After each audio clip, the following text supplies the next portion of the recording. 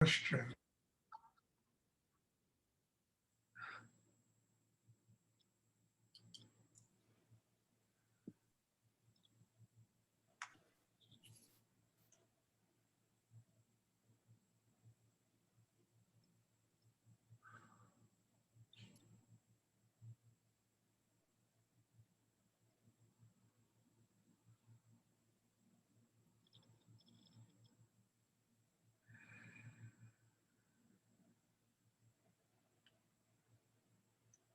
Does anyone have a question? I know sometimes after a class of this intensity, it's pretty difficult to come up with a question. But if there is one, I'd be happy to try and answer it.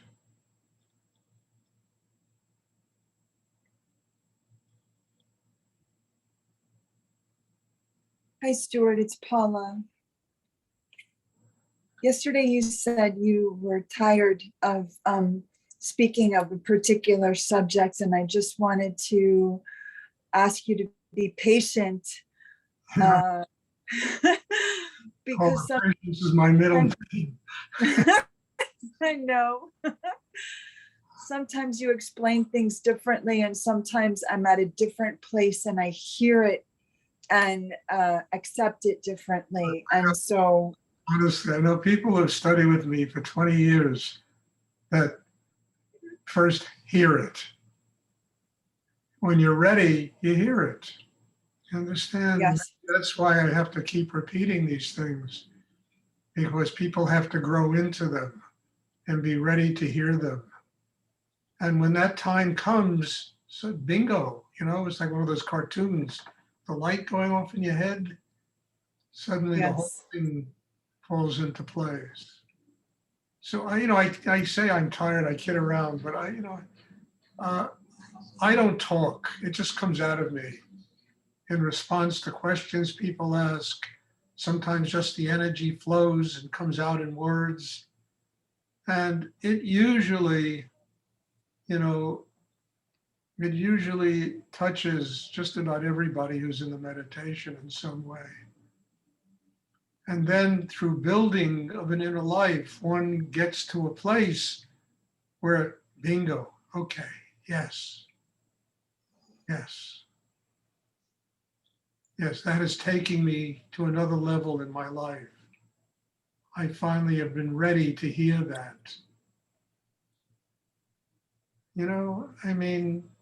We often interfere with these things, our minds, our emotions, our, tensions and securities interfere with really hearing what is being said to us. And that's not only with what I say, it's in conversations that people have with each other. In order to communicate with somebody else, you got to bust through your own tension and their tension. And basically, what people hear is like static on a radio. They don't really hear what's being said to them. I remember years ago, I saw a play by Eugene O'Neill. I forgot the name of it. But the characters were saying this, and then a voice would say what they were really thinking that they couldn't say. And the whole play was kind of like that. And it was so much the very nature of the way people communicate with each other. What we communicate is sometimes 10% of what we really want to communicate. yes, absolutely. And it's only because there's all this tension inside us. There's the lack of balance. There's all that static that runs rampant inside people that keeps us from truly communicating. And yet, when we really can communicate, the best way to communicate is like the meditation class we just had, through silence, the transmission of energy, Shakti, nurturing Shakti, that not only nurtures myself, but it nurtures everyone that comes to the meditation. Or I think everyone, not everyone, but most people. So, if I'm kidding around and I'm saying I'm getting tired, yeah, look, I also, click the view thing and I feel like a broken record, then double click on my picture. I mean, I've said that about 1,000 times already. People should just automatically do it. And I don't even know what that does, frankly. I was just told that you got to do this. So, okay. It works, Stuart, all of it. It works. Okay, thank you. Does anyone else have a question you would like to ask?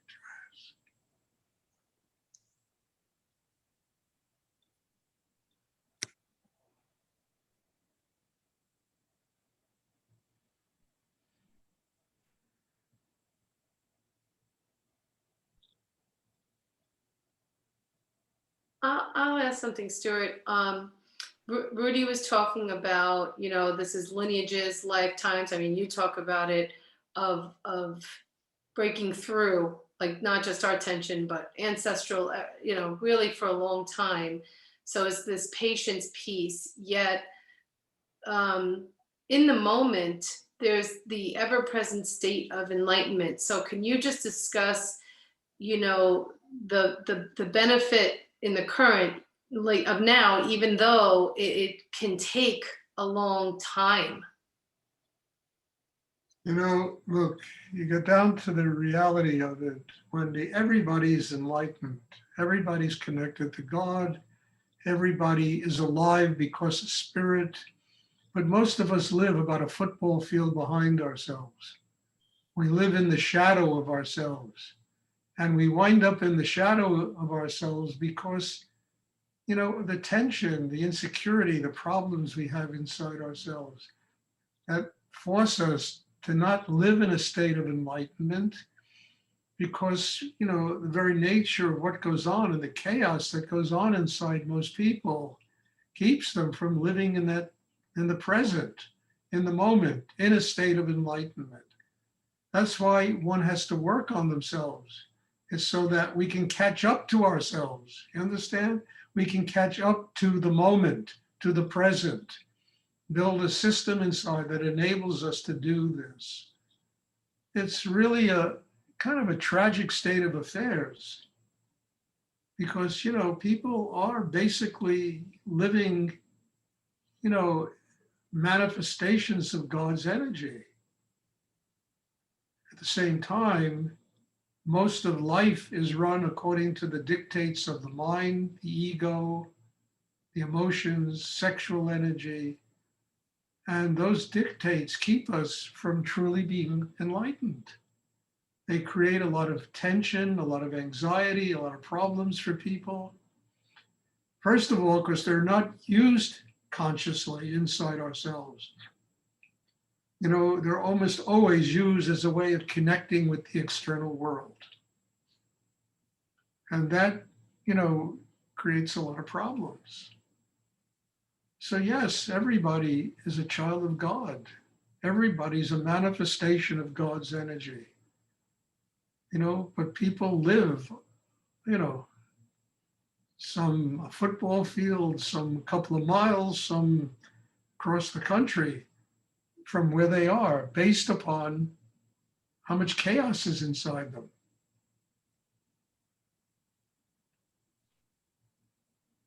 So I think, I used to meet a lot of people. I don't meet them anymore, thank God, who used to tell me, oh, I don't have to do anything. I live in the Guru's grace. I'm just enlightened. And you look at them and, there was kind of a glaze over their eyes. They were not happy, but they were told that they live in the grace of the Guru, but they never do a thing to work on themselves, to honor the Guru and to honor the Shakti coming out of the Guru, the grace coming out of the Guru. And I mean, it was always a very scary proposition to hear people say that. When I first heard it, I would go back and say, look, schmuck, and then I said, Stuart, it's not worth it. They're not going to hear you anyway. Let them find out. Let them go through their life and find out. But there is this kind of mentality that I don't have to work on myself because I am enlightened. And, to honor the teacher, to honor God, to honor the Guru, to honor your family, your friends, to truly learn how to live in the moment, a human being has to begin to make up the difference from where they are to living in the moment, living in the present. And that's the work of meditation. That's spiritual practice. And that practice brings us there. It gets us closer and closer and closer, to truly living in the moment, being enlightened, being a child of God consciously, and not just saying, I'm a child of God, I don't have to do anything about myself. All of that is essential in the process of inner work and growth. And as I say all the time, is recognizing our limitations. And by recognizing them, doing something about them to build the kind of system I'm talking about. And there's nothing to be ashamed of or guilty of that you live a football field behind God, It's the work. It's just a reminder of the work we have to do in order to make up the distance, to get closer to that state of enlightenment. To assume one is enlightened and you don't have to do anything about yourself is really the byproduct of probably being pretty much insane. Because what, then he's telling people, I am God. We were sitting in a lecture that this guru was giving with Rudy. He was sitting right behind me. And he was talking about how the guru is God. The guru is God. He went on for an hour about the guru being, and in the middle of it all, Rudy whispered in my ear, Stuart, at best, the guru is the servant of God and the servant of his student. It's the best he can do. And it really, it was a moment where I had to hear that because it struck such a deep nerve inside me. It changed me. That what he whispered in my ear just changed me.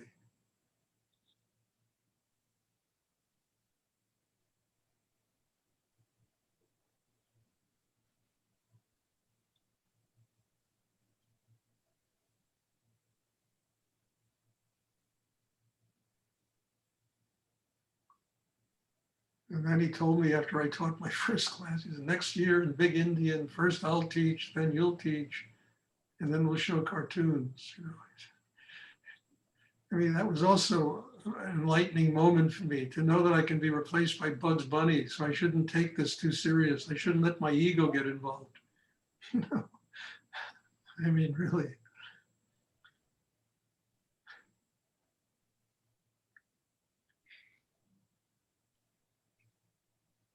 Does anyone else have a question they would like to ask?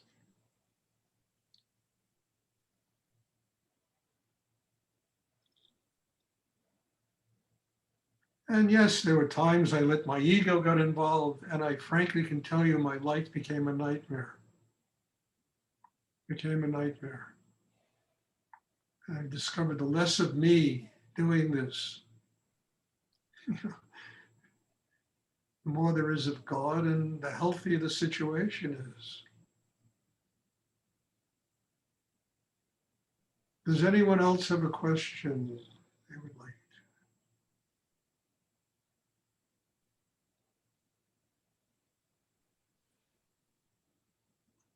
And I think one should remember this, what Rudy said, the best that any of us can do is to be the servant of the people we love and a servant of God. That's the best we can do. And it probably is the highest point of human existence, arriving at that place, because you have to be in a state of complete surrender to do this. You have to be in a state of nothingness to do this. And that's not only with your guru, your teacher, it's with your family, your friends, with everybody.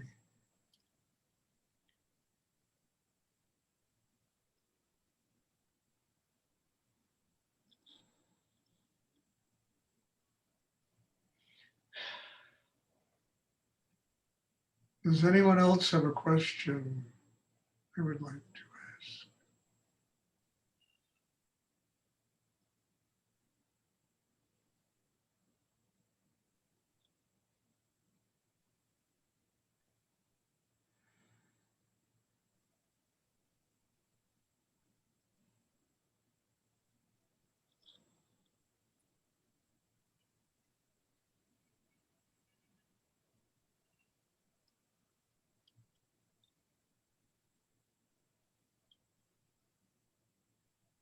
Okay, if there are no more questions, and again, as I end this, bless you all and thank you. And I mean, I think it's a great miracle that we can all sit here for an hour and a half, and have this kind of connection with each other. God bless you all for being here and demanding of me. I need to be demanded of. And this meditation practice that we do here really makes its demands. And I must admit, in the last year, I have grown enormously doing this with all of you. So thanks, and God bless you all. And doing meditation on Wednesday, and I'm looking forward to seeing everybody. Bless you. Thank you. Thank you, Stuart. Thank you very much, Stuart. Thank you, Stuart. You're welcome. Thank you.